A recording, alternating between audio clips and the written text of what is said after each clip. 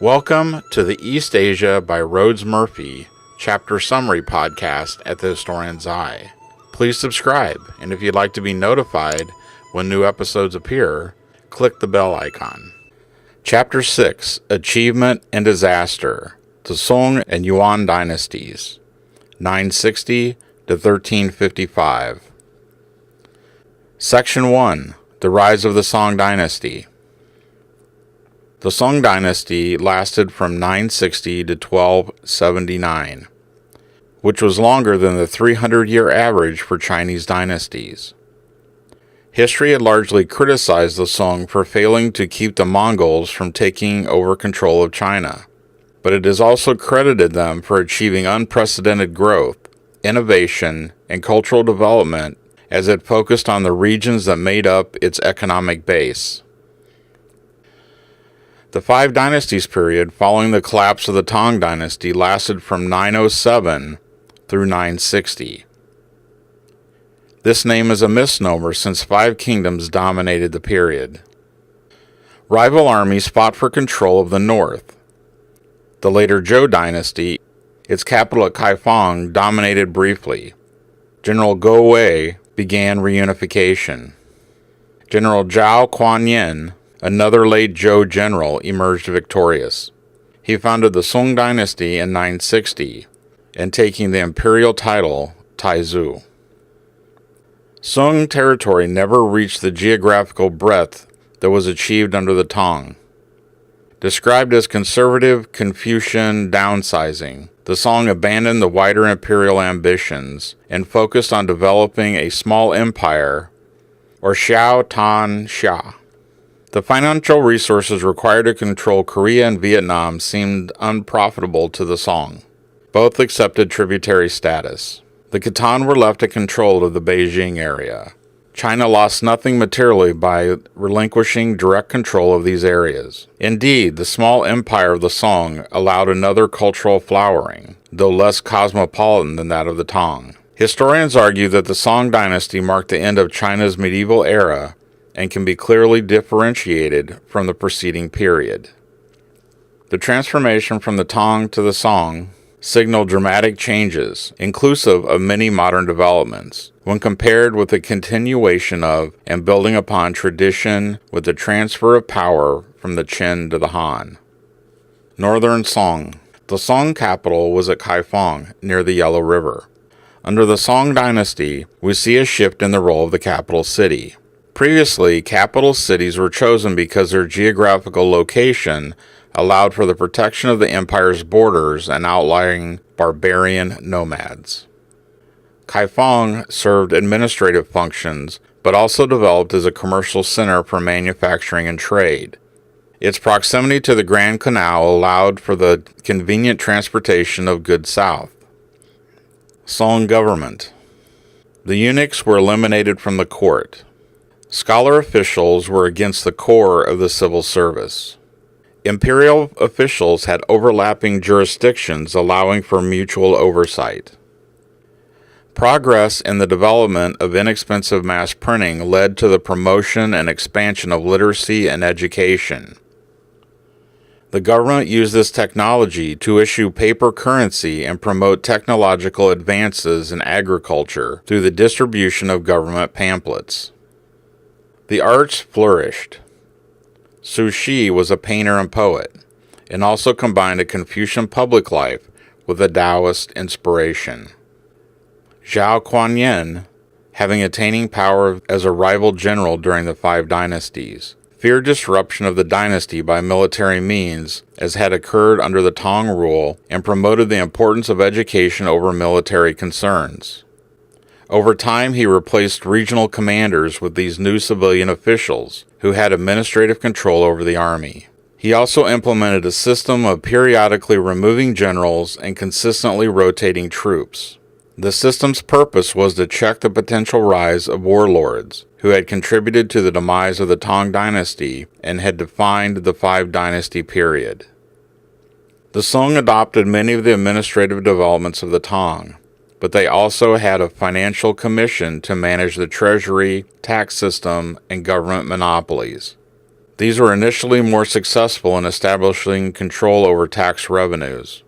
Under the Song dynasty, evasion of taxes by large estates was carefully watched, and most large estates had already been broken up by the conflict that emerged with the end of the Tang.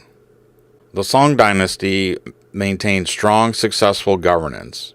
However, the military proved over time to be one of its major weaknesses. It was quite large, but it failed to be effective in dealing with the barbarian groups along the northern and northwest frontiers. In the end, they also failed to protect the dynasties from the Mongol conquest. The civil service. Perhaps the most notable change in government was the Song development of civil service. They expanded upon the imperial examination system and added important checks on its power.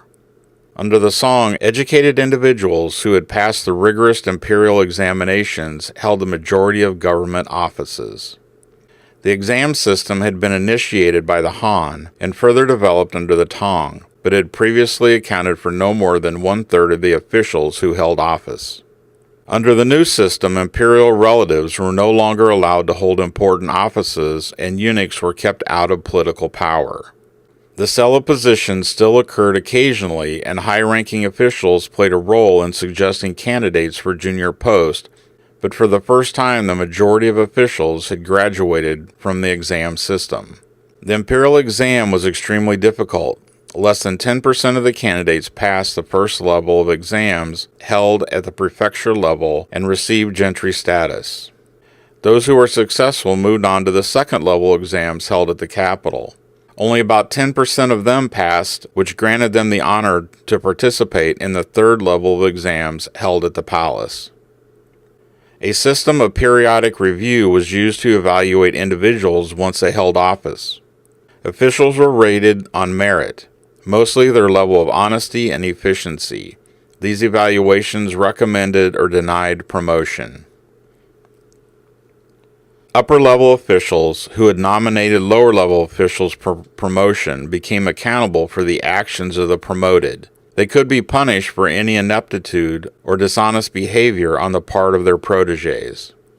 Records listing successful candidates from the mid-11th through the mid-12th century reveal that over 1/3 of the officials came from families that had not previously produced one during the 3 preceding generations.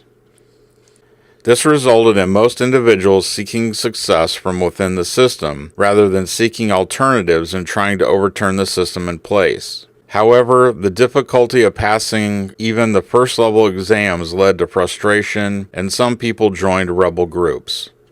After the first century of prosperity, the Song began to experience financial problems, similar to those that occurred during the previous dynasties. The familiar pattern of landowners evading taxes reemerged. While tax revenue fell, Song expenditures continued to rise.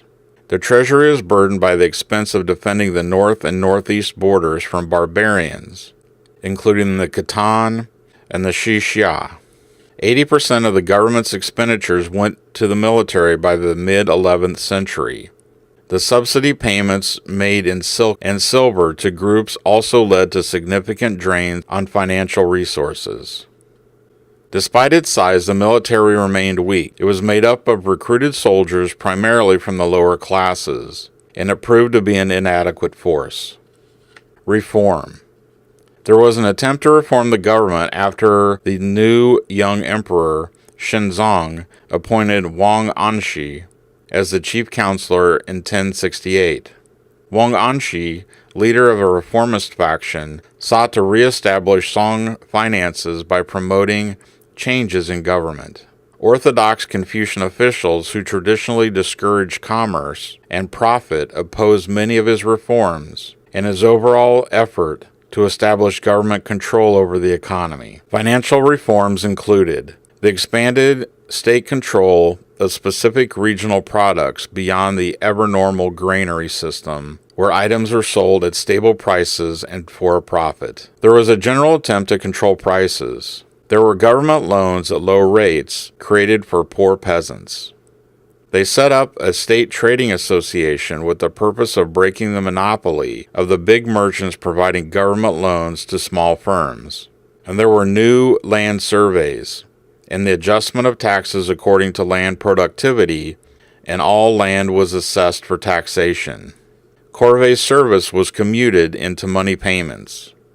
There was an increased number of government schools, and there was an urging of the revision of imperial exams. They wanted to include questions pertaining to practical problems in the administration and general aptitude rather than focusing merely on the classic texts.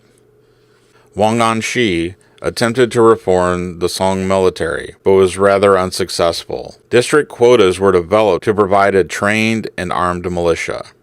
Government purchased and distributed horses for peasants for farm use in exchange for the use of that horse and a family member in the imperial cavalry when needed. Most of these reforms are simply revivals of policies previously pursued by the Han and Tang. They had a potential to fulfill their purpose of reforming the Song's weakened financial situation and make life better for the majority of the population. However, powerful landowners, merchants, moneylenders, and the conservative bureaucracy heavily resisted them. Confucian officials resisted these changes because they threatened the system that had brought them a degree of power. They forced Wang Anshi out of office in 1076. He was recalled in 1078, but dismissed again when the emperor died. Debate between conservatives and reformers continued, but resulted in little action. This further weakened the government during the time of crisis when it was necessary to be strong and unified. Culture and conquest. While the Song dynasty continued to decline, the arts and culture flourished. This was especially so under Emperor Huizong from 1100 to 1125, who was a painter and a patron of the arts. However, the lavish lifestyle of his court created further problems for the dwindling state treasury. The largely unaddressed problems that reformers like Wang Anshi tried to resolve led to the continued impoverishment of peasants, which in turn led to uprisings. The Song successfully suppressed the uprisings, but a new problem in the northern frontier emerged. The originally nomadic Jurchen of northern Manchuria attacked southern Manchuria and adopted the Chinese dynastic name of the Jin. In 1114, the Song entered into an alliance with the Jurchen against the Khitan, who had taken over the territory 2 centuries previously. The Chinese hoped that they could regain the area, but the Jurchen conquered the Khitan in 1125, and the Song were never able to re-establish the territory into its empire. This was an example of the common Chinese policy of using the barbarians to control the barbarians. Unfortunately, it tended to expose Chinese military weaknesses. The Song took their alliance with the Jurchen for granted and treated them in an inferior manner, disputing the insignificant spoils for the victory over the Khitan. The Jurchen responded by invading northern China. They took the capital city of Kaifeng in 1126, resulting in the end of the northern Song. The Jurchen proceeded southward, conquering most of the south, including Nanjing in 1129 and Hangzhou in 1130. General Yifei succeeded in chasing the Jurchen northward, but was opposed by a conservative faction and was put in prison where he died. The peace treaty delineated the boundary between Jurchen and Song territory along the Huao River and required the Song to pay an annual tribute sum to the Jurchen. The northern Song ended in 1126 when Kaifeng was taken. The southern Song fixed their capital at Hangzhou and prospered. The Jurchen affixed their capital in Beijing, where they adopted Chinese administrative, economic, and cultural systems. But in 1215 they were conquered by the Mongols. The Southern Song period. Cut off from the trade routes through the northwest, the Southern Song developed sea routes primarily to Southeast Asia and India. This influenced the development of Southern Song dynasty. Permanent colonies of Chinese merchants arose in Southeast Asia trade centers. Port cities along China's southeast coast formed the world's largest port cities of the era. Advances in technology included ships of larger size, the compass, multiple mast, and stern post rudders. Domestic commerce and urbanization flourished through the transportation system of rivers, canals, and the sea. Several of the cities were at least as big as the capital, and some were over 1 million. Hangzhou had as many as 1.5 million people. The arts and culture flourished with the patronage of the rich merchants and scholar-official community. With its increasingly literate population of shopkeepers, artisans, and the upwardly mobile, Southern Song and the Yuan or Mongol dynasty that follows it are known as the Great Period of Chinese landscape painting, innovation, and technological development. The Southern Song experienced what could arguably be defined as the beginning of modern-day science and scientific inquiry.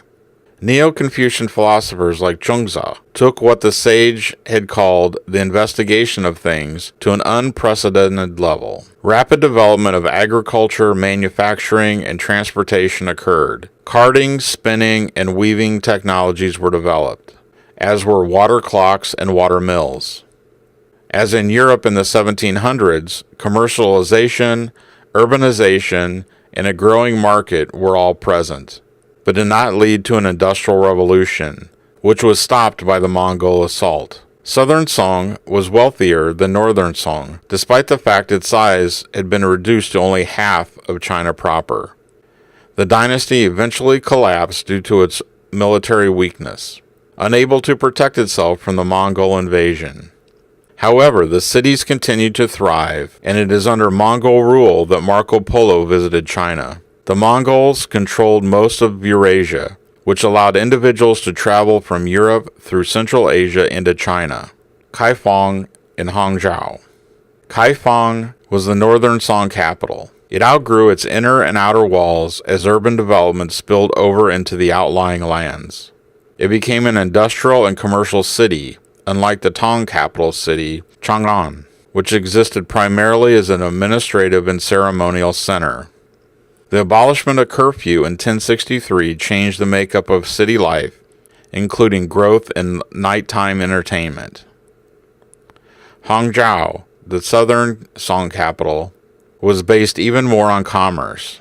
It was an international port city and a major center of trade, and this further increased commercialization and advances in popular culture. The city was filled with popular diversions, including restaurants, tea houses, public baths, street performers, ladies of the evening, natural excursions within a short distance of the city, especially at West Lake with its artificial landscape and Buddhist temples. The variety of employment had increased to include a vast array of occupations. Commonalities. A rapid growth in popular and vernacular literature for the masses had occurred, and popular culture blossomed. Despite the prosperity and new wealth, problematic conditions existed within the city. Fire, epidemic disease, thieves, pickpockets, and conmen all plagued the city. And at the same time that many people achieved a new level of wealth, others made up the large lower working classes who still continued to struggle for survival. Commerce was less tightly controlled than it had been in Chang'an. Under Song reign, cities and districts were no longer necessarily walled. Street names began to be used in place of district names, or the administrative county towns.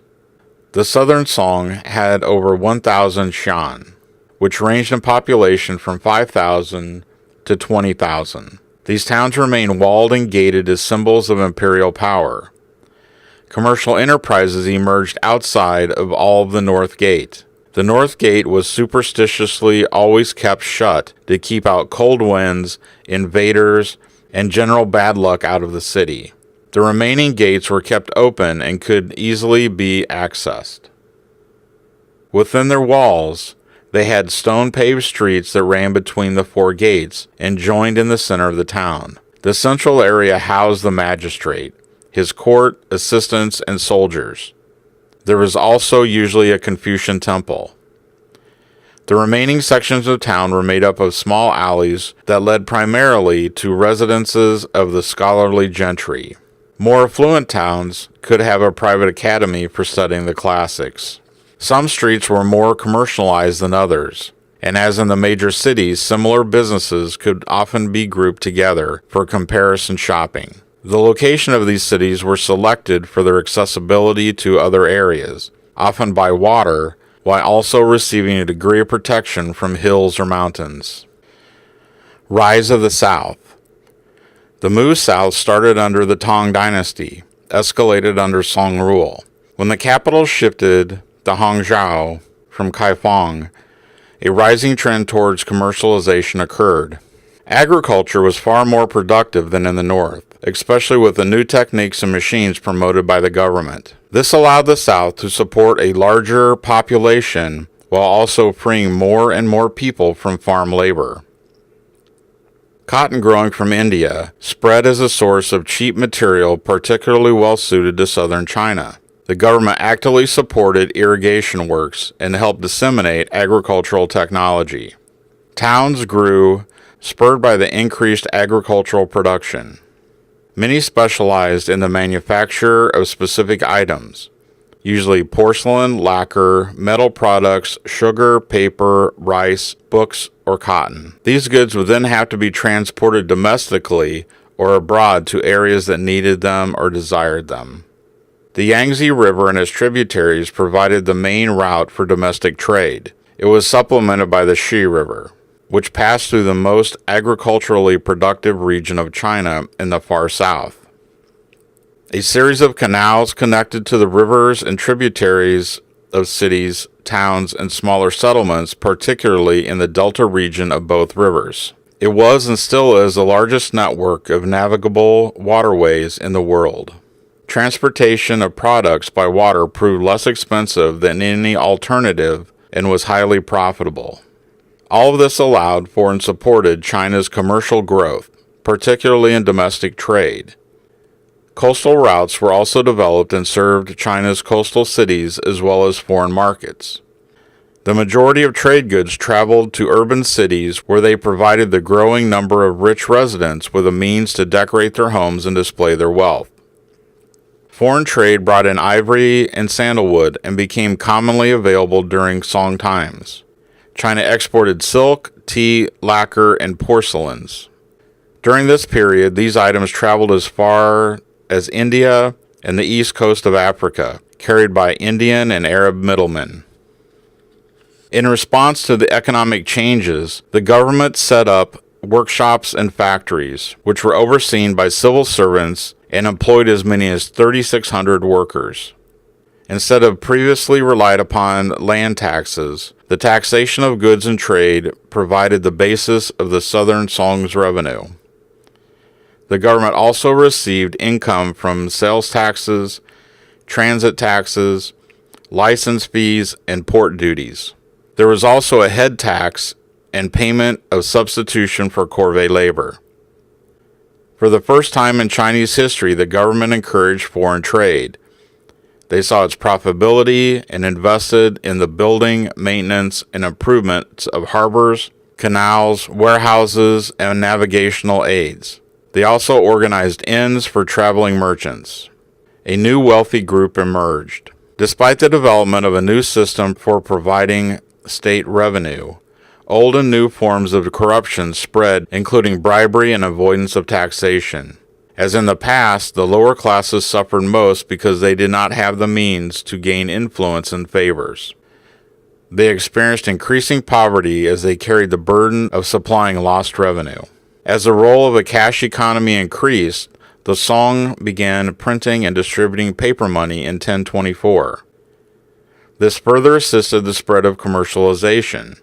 But when the government's financial stability became jeopardized, they responded simply by printing more money. This caused disastrous inflation and further weakened the government and China's economy. The importance of overseas trade continued to further innovations in perfecting seagoing ships. For the first time, Chinese merchants began living abroad in such places as the Philippines, Java, Vietnam, Thailand, and Malay. Southern Song China possessed the largest naval maritime power in the world. The Ming would build on this beginning. Significant gains in printing technology led to advances in the number of bookshops, individual sales of books, government and private schools, and libraries. Increased production and variety led to the publication of anthologies, encyclopedias, more accurate maps, illustrated collections of paintings, calligraphy, and architecture, historical text, medical books, as well as scientific and mathematical treatises. A massive geographical encyclopedia was produced. Algebra appeared along with the use of zero. The comprehensive mirror of advancement of governance, possibly the best-known historical text written during the Song period, was written by Sima Guang from 1019 to 1086. He was a key participant in the Confucian revival and succeeded Wang Anshi as head counselor. In opposition to Wang Hanshi, he called for the abolition of reforms. Neo-Confucianism. Encouragement of the scholarly elite under the Song led to a renewed interest in the Zhou period of Confucian classics. Accompanying this was an emphasis on Confucian orthodoxy. Neo-Confucianism philosophers settled the debate between Mencius and Junzi. They decided that the nature of humans was inherently good. Zhuzi added two new texts attributed to Confucius, the doctrine of the mean and the greater learning. Combined with Mencius and the Analects, these became the four major texts of Confucianism. They stressed the five relationships as well as the concepts of morality and responsibility in government. There was a renewed emphasis on providing service to others rather than being guided by one's own self-interest. New schools appeared, such as the Academy of the White Deer Grotto. The revival of strict Confucian morality and hierarchical relationships resulted in a tightening of freedom for women. Foot binding and the goal of achieving lily feet began during the Song period, but remained limited to a minority of upper-class women.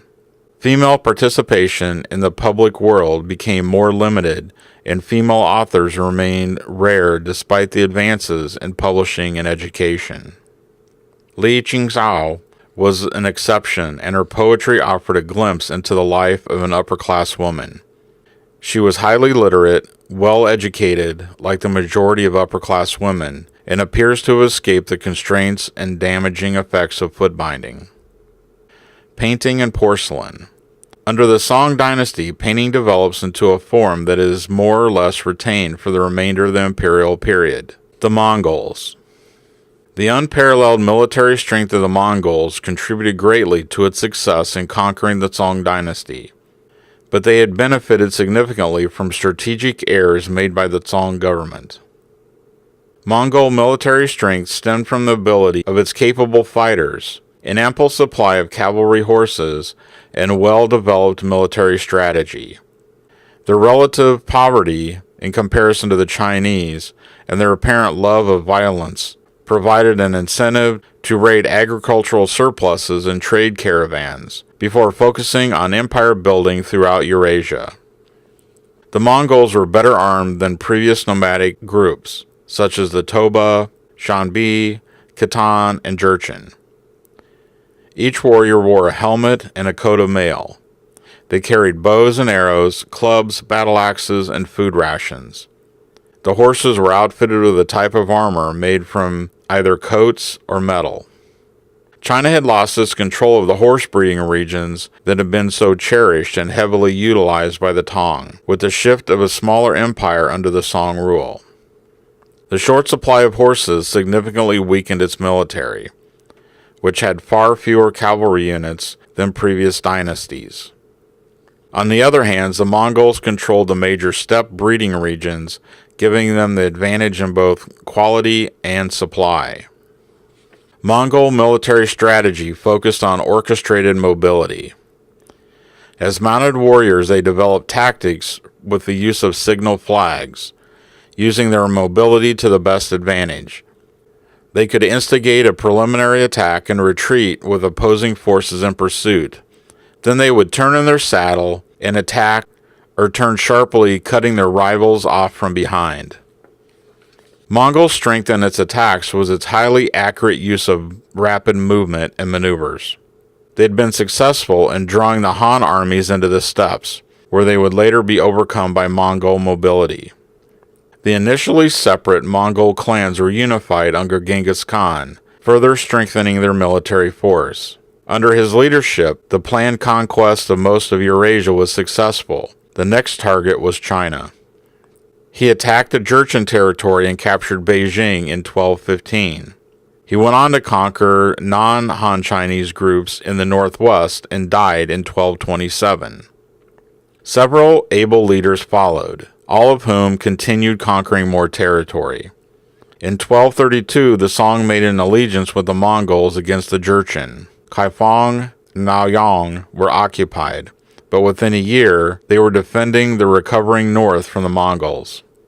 Conflicts between the Chinese armies and the Mongols lasted 40 years.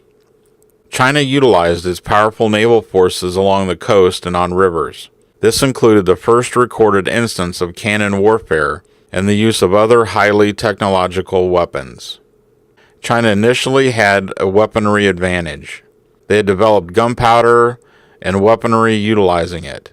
But the Mongols quickly acquired these new weapons and learned how to successfully use them against their creators. They even developed their own naval force. The Mongols conquered the north in 1237 and moved southwards. Hangzhou surrendered in 1276. Resistance in the Guangzhou area ended in 1279. The Chinese fought one of the longest and most successful resistances against Mongol invasion. The irony of the Mongol victory is that it depended largely on the ability to adopt Chinese technology and methods. Kublai Khan, grandson of Genghis Khan, adopted the title of Yuan Dynasty from 1279 to 1368 and placed its capital in Beijing. After conquering the southern Song, the Mongols moved on to control southwest China, Vietnam, Burma, and Thailand. Vietnam, the Burmese, and the Thais resisted strongly and only submitted to tributary status. The Mongols were apt at warfare and conquest, but made poor administrators of their newly acquired territories. The harshness of their tactics were undeniable, though they were also propagandists to spread fear of their approach. The Mongol Empire began to fall apart almost immediately within a few years. Their control lasted longer in China because they understood they needed to rely on and employ thousands of Chinese and more trustworthy foreigners. Yuan China. The Mongols ruled China primarily through Chinese officials as well as a few Mongols and foreigners. The Chinese bureaucratic system was mostly retained, but the army was left entirely in the hands of the Mongols. Chinese culture continued to flourish along the lines already set up by the Song dynasty. Frustrated with the political situation, the scholarly gentry sought solace in art and literature. Kublai Khan was an able ruler, but concentrated on the development of China and culturally became almost entirely Chinese. Mongols were forbidden to marry Chinese as a method of protecting their own identity. Weak rulers followed him, perhaps because their new residencies had demilitarized them in Beijing. By the 1330s, there was widespread revolts by the Chinese who resented Mongol governance. The Ming Dynasty was announced in 1368, led by a peasant who had brought together Chinese forces to chase out the Mongols.